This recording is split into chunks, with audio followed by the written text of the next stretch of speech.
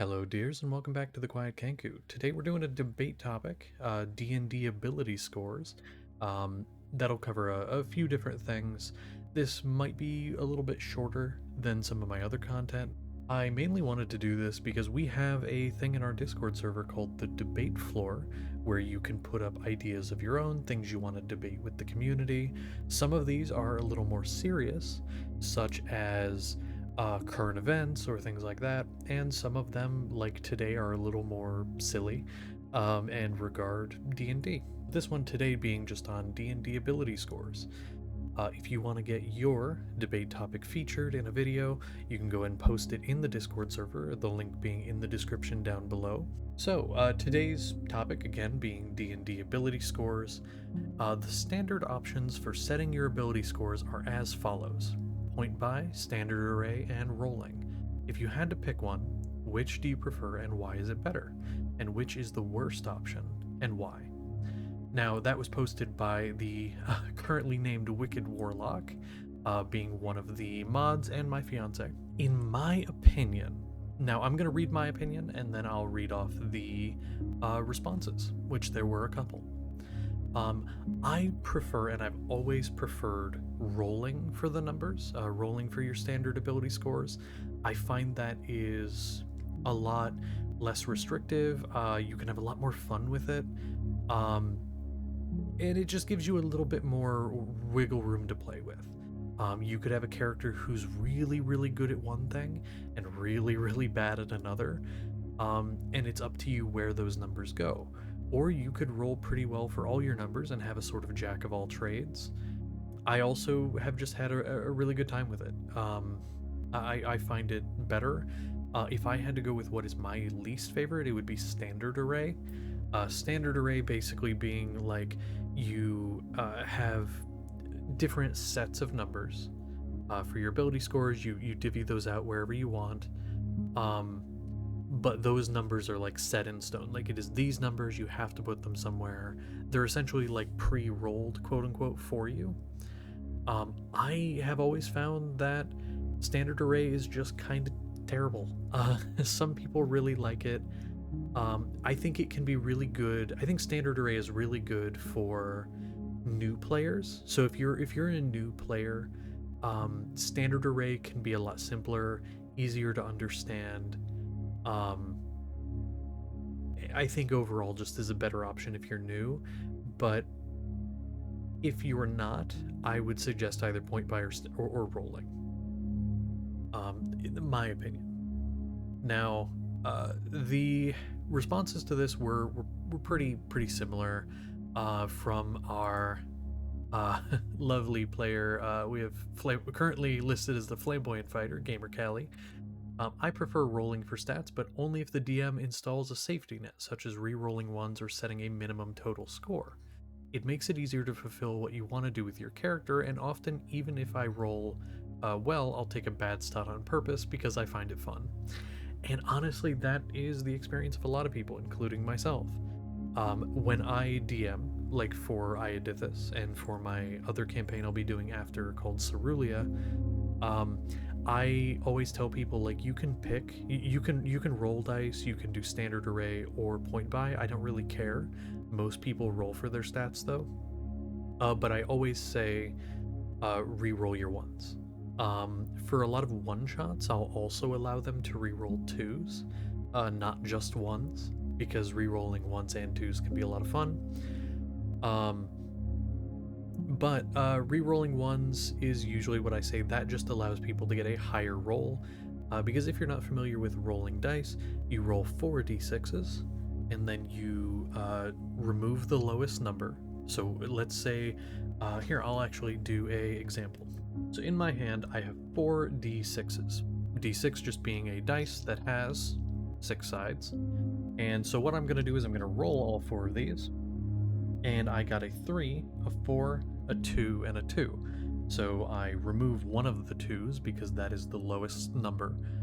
Since there are 2 of them, I only remove one of them, add all of those up, and that gives me a total of 9. That means that one of my stats will have to be a 9 before any other additions are made. Now, if one of these had been a 1, for example, so let's say that 1, 2, the 2 ended up being a 1, well, under my rules, I allow you to re-roll that. So if I re-roll that, it turned it into a 5, so I remove the other 2 that was there instead, and add that up, and that gives me 12. So it was a 3, a 4, and now a 5. And so instead of being a 9, I got a 12. That does mean, however, there is potential under my rules that you could get a 6 in one of your stats. The lowest under my rules for rolling that you could get is a 6. If your DM does not allow you to reroll ones, then that means the lowest you could get is a 3, because you could get ones on all 3. A 3 would be really bad in most stats, because even most animals or even some insects have at least a, at least a 3 or higher. So having a 3 in strength would be debilitating. Even having a 6 would be debilitating. I think rolling gives a wider range of what you can get, and as Callie here said, it makes it easier to fulfill what you want to do with your character. In their case, even if they roll well, they might take a bad stat on purpose. For my campaign Iodithus, I actually made it mandatory that every character had to have a different bad stat. So their stat had to at least be a -1. So that means a 9 or lower. So I find that really fun. I think playing around with ability scores and having a negative stat can be a lot of fun. The other response here from that guy Brant, which was my first DM, says, as a DM, depends on who I'm running for. My close friends roll dice. If it's a one-shot, roll dice. Make them busted, I don't care.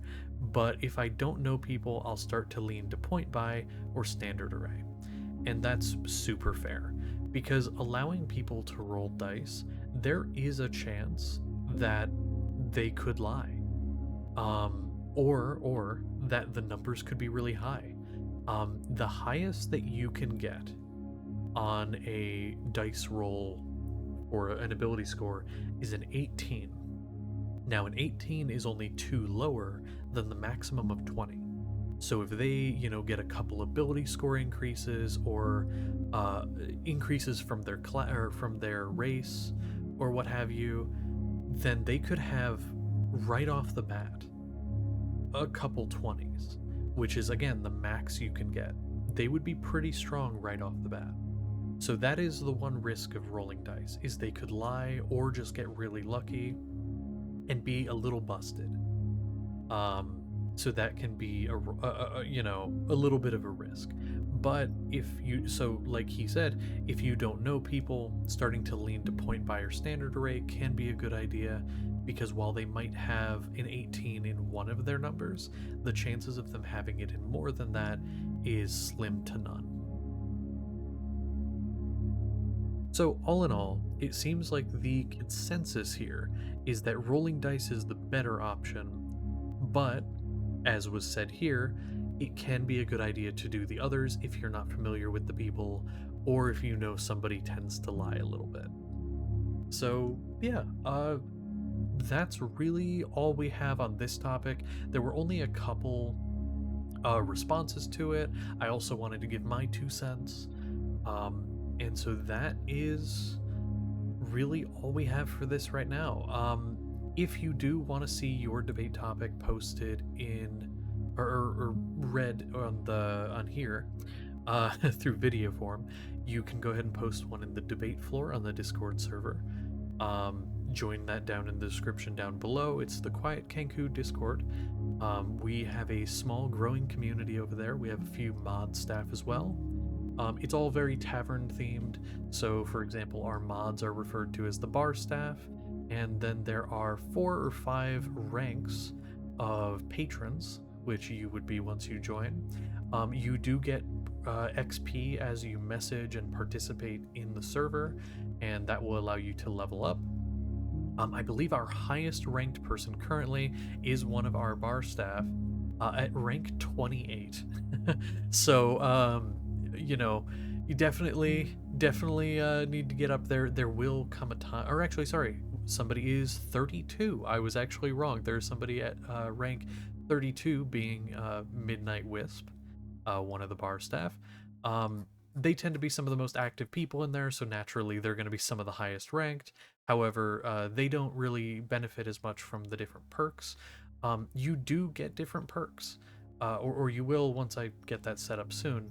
Um, there will be different perks that you will get as you participate in there, such as getting access to certain rank only chats and different permissions, like the ability to post in certain channels. Like, you may be able to see the channel but just not post. We do also have other forums on here. We have Dungeons and Dragons specific forums, such as the Homebrew channel, where you can post your own homebrew ideas, story time, where you can send out different Dungeons and Dragons related stories from your personal game, character concepts, campaign ideas. Honor the Fallen, where you can talk a little bit about characters that you lost.